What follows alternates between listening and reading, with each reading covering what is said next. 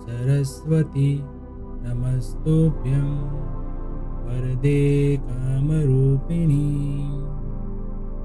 विद्यारम्भं करिष्यामि सिद्धिर्भवतु मे सदा।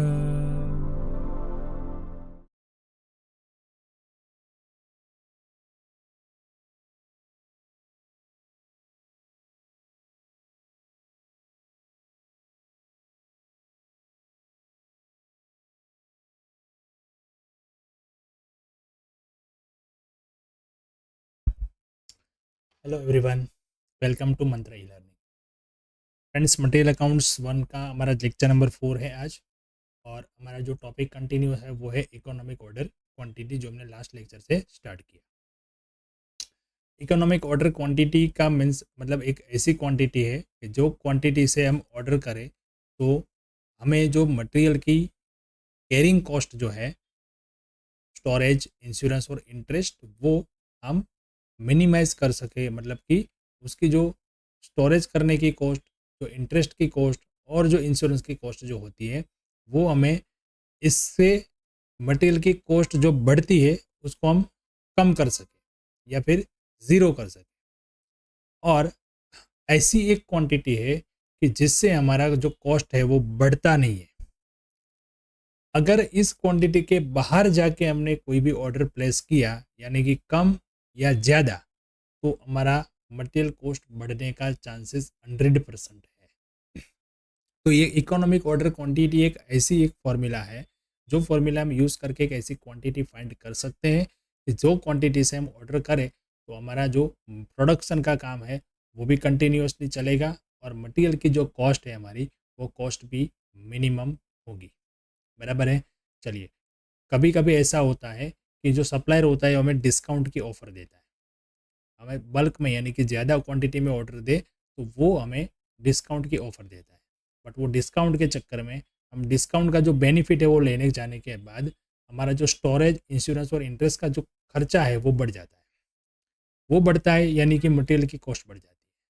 तो हमें ऐसी एक क्वांटिटी में ऑर्डर करना चाहिए कि जिससे ये जो खर्चे हैं वो खर्चे मिनिमाइज हो।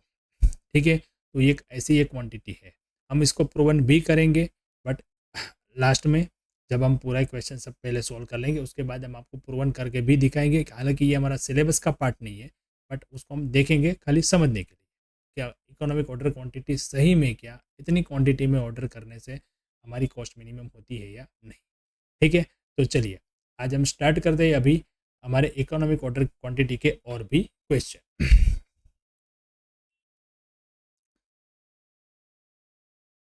क्वेश्चन नंबर 11 ए। ये मेरे पास कॉपी जो है वो पुराने बुक की है, तो इसमें 18 नंबर का क्वेश्चन था, पर अभी नई बुक जो इस साल की है इसमें ये क्वेश्चन जो है वो 11th नंबर का है, 11 ए। ठीक है। From the following particulars calculate the economic order quantity and state how many times during the year order should be placed. बराबर। नीचे आपको जो डिटेल दी गई है उससे हमें इकोनॉमिक ऑर्डर क्वांटिटी फाइंड करना है, और दूसरा ये भी फाइंड करना है कि हाउ मेनी टाइम्स ऑर्डर हमें प्लेस करना है during the year. By monthly consumption, cost of placing an order, और कैरिंग कॉस्ट और सेलिंग प्राइस पर यूनिट। देखो यहाँ पे कुछ नया टॉप पॉइंट आएगा तभी हम क्वेश्चन यहाँ पे लेंगे, बाकी एक जैसे क्वेश्चन तो आपको प्रैक्टिस करनी है। बराबर। यहाँ पे देखो बाय मंथली, ये वर्ड एक नया आया है। अब इसका मीनिंग क्या होता है? बाय मंथली का मीनिंग होता है कि 2 मंथ का ये कंजप्शन है। 2 मंथ का कंजप्शन है 600 यूनिट्स। तो इससे हमें जब एनुअल फाइंड करना है तो क्या करेंगे? एनुअल के लिए हम 12 से मल्टीप्लाई कर लेंगे पहले तो, और बाय मंथली दिया है तो डिवाइड बाय 2 कर देंगे। बराबर। वैसे भी फाइंड कर सकते हैं कि 2 मंथ का जो कंजप्शन है वो 600 है, तो हमें 12 मंथ का चाहिए। How much? एट 1200। तो ये भी होगा 600 इंटू 12 डिवाइड बाई 2। तो ऐसे हमें एनुअल कंजप्शन फाइंड करना है। इसी हिसाब से आपको कभी बाई मंथली, कभी ट्राई मंथली, ट्राई मंथली मतलब 3 मंथ का, क्वार्टरली, हाफ ईयरली, ऐसे वर्ड्स यहाँ पे दिए होते हैं। बराबर, ऐसे कंजप्शन दिया होता है। बट हमें रिक्वायरमेंट क्या होती है, एनुअल कंजप्शन की। तो हम एनुअल कंजप्शन कैसे फाइंड करेंगे वो यहाँ पे मैटर करता है। हमने क्या किया, हमें मल्टीप्लाई तो हर बार 12 से ही करना है, डिवाइड किससे करना है, बाय मंथली है तो 2, ट्राई मंथली है तो 3, क्वार्टरली है तो 4, हाफ ईयरली है तो 6। डिवाइड का कंपोनेंट यहाँ पे चेंज होगा, बाकी सिंपल है। ठीक है, चलिए। ऑर्डरिंग कॉस्ट था 1000 रुपीज़, प्राइस पर यूनिट थी 400 और कैरिंग कॉस्ट थी हमारी 5%। बाय मंथली कंजप्शन का मतलब मैंने अभी समझा है, वो थोड़ा समझ लेते हैं। बाय मंथली का मतलब होता है 2 मंथ का कंजप्शन, और हमें फाइंड करना है एनुअल कंजप्शन। तो बाय मंथली का कंजप्शन मतलब इंटू 12 डिवाइड बाई 2 कर लेंगे। ठीक है, कैरिंग कॉस्ट यहाँ पे हमें परसेंटेज में दिया है, तो हमें UOQ फाइंड करने की फॉर्मूला यूज़ करनी हुई PC वाली, यानी कि 2AO/PC in root 2 into 3600 unit into 1000 divided by 400 into 5%, 72 lakh divided by 20, और इसका आंसर हमें फाइनल मिलेगा 600। इसको डिवाइड कर लेंगे, यहाँ पे रूट चला गया है, निकल गया है। अब इसको रूट डिवाइड करेंगे तो 360 आएगा, और उसका रूट करेंगे तो 600 यूनिट आएगा। ठीक है, दूसरा क्वेश्चन था कि कितनी बार हम ऑर्डर प्लेस करेंगे। क्या हुआ, नहीं आया वो, चलिए गिन लेते हैं। दूसरा क्वेश्चन था कितनी बार हमें ऑर्डर प्लेस करना है, वो भी। तो नंबर ऑफ ऑर्डर प्लेस करना है, तो नंबर ऑफ ऑर्डर हम कैसे फाइंड कर लेंगे। नंबर ऑफ ऑर्डर फाइंड करने के लिए हमारा एनुअल कंजप्शन कितना था, 3600 डिवाइडेड बाय 600, EOQ जो आया वो बराबर है। तो 36 डिवाइड बाई 6 मतलब 6 टाइम हमें ऑर्डर प्लेस करने पड़ेंगे। ठीक है, चलिए और एक एग्जाम्पल देखते हैं यहाँ पे थोड़ा। देखो यहाँ पे जो वर्ड यूज किया है वो है ट्राई मंथली। ठीक है, find out economic order quantity, और वर्ड यूज किया है ट्राई मंथली। तो हमने यहाँ पे डिवाइड कर दिया उसको डिवाइडेड बाई 3 से। बाकी की सारी जो चीज़ें हैं वो सेम है, जो अभी क्वेश्चन में हमने किया वही।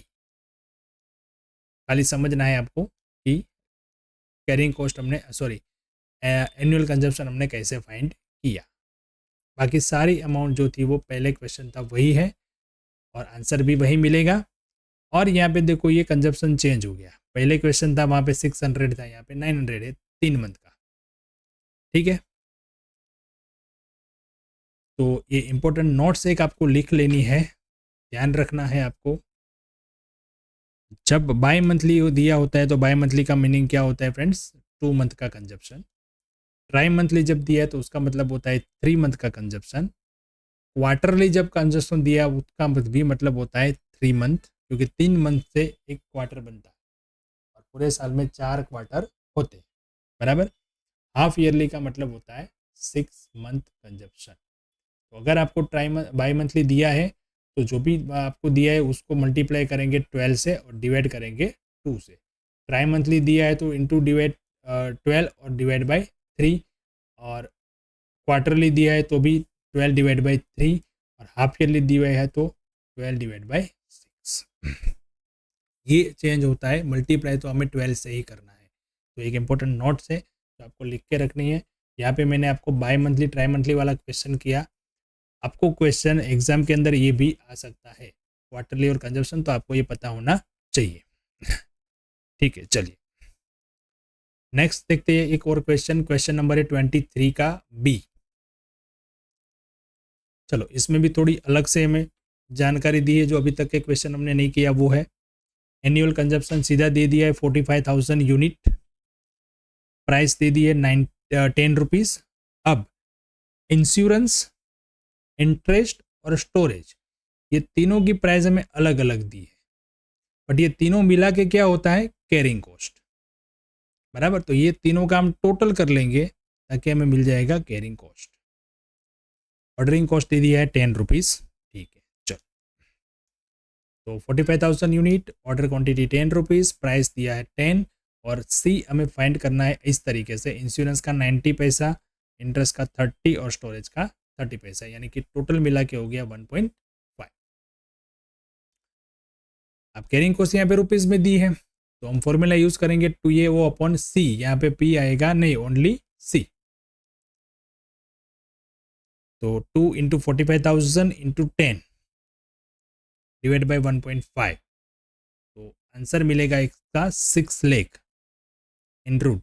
अब इसका रूट निकाल लेंगे तो 774.45 ऐसा कुछ आंसर आएगा। बट हमारा आंसर जो है वो यूनिट में है, तो हम यहाँ पे पॉइंट में नहीं लिखेंगे, उसको पूरा करके ही लिखेंगे, एब्सोल्यूट वैल्यू ही लिखेंगे, बराबर। अगर केजीज है तो जो भी आंसर आया आप लिख सकते हो 774.45 केजी, बट यूनिट कभी अधूरे नहीं होते, तो यहाँ पे हमें टोटल पूरी अमाउंट लिखनी है, बराबर है। आप 6 लाख का देखो कैलसियम में करके हम देख लेते हैं कि आपका कितना आंसर आता है। ठीक है, आंसर आता है यहाँ पे देखो 6 लाख जो है उसका हम कर लेंगे रूट, तो 774.59, बट यूनिट है तो हम यहाँ पे ऐसा लिखेंगे नहीं, उसको एक प्लस कर देंगे क्योंकि पॉइंट के बाद 5 है, तो 775 कर लेंगे। हाँ, अगर केजी है, लीटर है, ऐसा कुछ है तो आप लिख सकते हो 774.59 केजी। रुपीज़ है तो भी लिख सकते हो, बट यूनिट कभी भी अधूरा होता नहीं है, पॉइंट्स वाला नहीं होता है, तो वहाँ पे हम आपको पूरी फिगर लिखनी है, बराबर है। अप्रोक्स हम यहाँ पे लिख सकते हैं 775। ओके, चलो नेक्स्ट क्वेश्चन देखते हैं इसके बाद का। क्वेश्चन नंबर है 16। यहाँ पे दिया है हमें EOQ 1500 units, price per unit 10, order cost ₹30 और कैरिंग कॉस्ट ₹1। यानी कि EOQ दिया है, प्राइस पर यूनिट दिया है, ऑर्डर कॉस्ट दिया है, कैरिंग कॉस्ट दिया है, क्या मिसिंग है? Annual consumption. तो वही हमें फाइंड करने के लिए बोला है कि यूजेस पर एनम फाइंड करिए, नंबर ऑफ ऑर्डर फाइंड करिए, और ये नया क्वेश्चन आ गया, नया पॉइंट आ गया, टाइम लेग बिटवीन 2 ऑर्डर्स। देखो अभी तक हमने ये देखा कि कितनी क्वांटिटी में ऑर्डर करना है, वो होता है EOQ, इकोनॉमिक ऑर्डर क्वांटिटी। दूसरा ये देखा कितने टाइम्स, कितनी बार ऑर्डर प्लेस करना है, नंबर ऑफ ऑर्डर।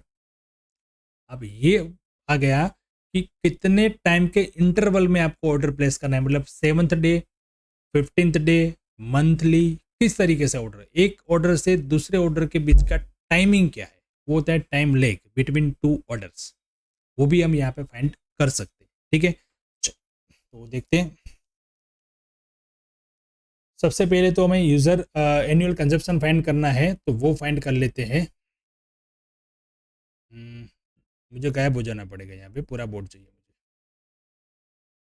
चलिए, तो ये होता है users per annum annual consumption EOQ 2AO upon C, क्योंकि C जो है वो रुपीज़ में है,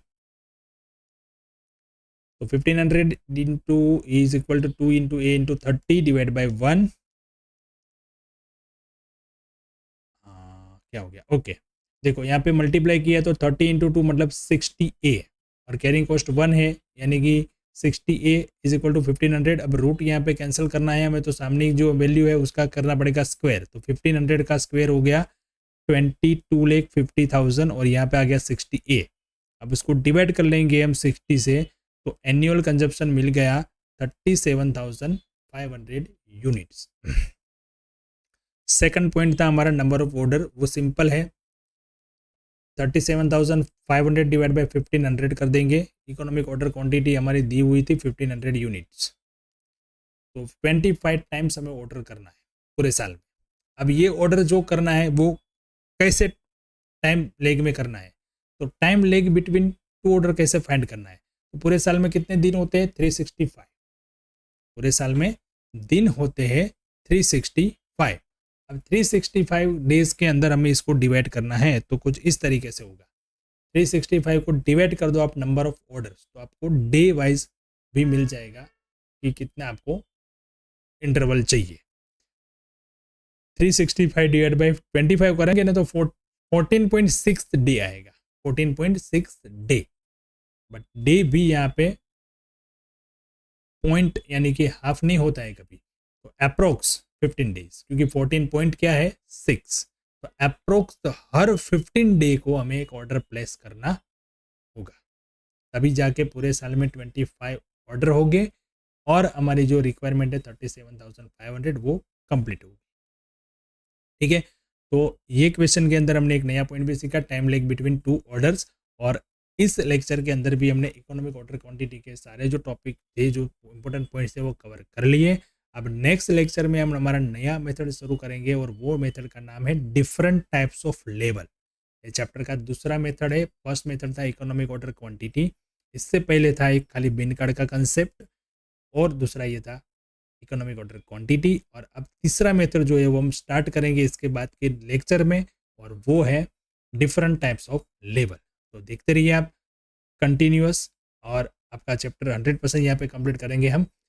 अब पर मेरा एक सजेशन है आपको कि जब भी यहाँ पे हम क्वेश्चन करवाते हैं तो आपको उसकी प्रैक्टिस करनी है, बराबर। देखो अभी वीडियोस मिल जाते हैं बहुत सारे यूट्यूब पे, बहुत सारी चैनल है, बहुत जगह पे हमको अलग अलग चैप्टर भी पढ़ने को मिल जाएंगे। और मेरा एक सजेशन है आपको कि आप जहाँ पे भी देखो आप उसी लेक्चर को सब फॉलो करो, उसी मेथड को फॉलो करो।